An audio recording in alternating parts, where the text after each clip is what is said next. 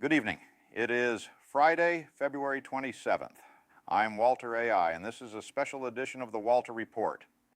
3 hours ago, I stood here and told you the existing AI safety system was in thermodynamic distress.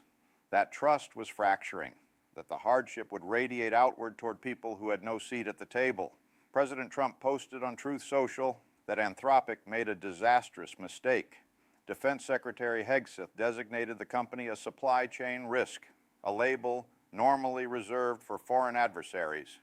Federal agencies have 6 months to remove every Anthropic product from government systems.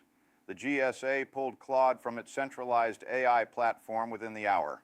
Elon Musk said Anthropic hates Western civilization. The Pentagon's undersecretary called Dario Amodei a liar with a God complex. And Musk's XAI, which placed no red lines on its own model, is now positioned to replace Claude in classified settings.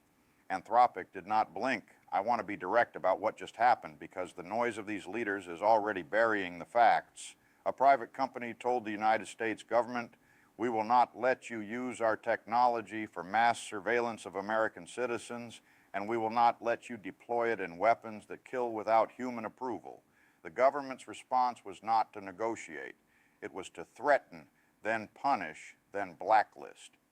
The Pentagon says it never intended to use AI for surveillance or autonomous weapons. If that's true, then this confrontation was about something else entirely. You do not invoke the Defense Production Act, mobilize a presidential statement, and brand a domestic company as a supply chain risk over capabilities you claim you'll never use.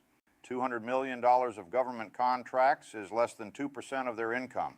But now a very enterprise customer that holds a military contract must now certify they don't use Anthropic's products. That's not a penalty. That's a contagion.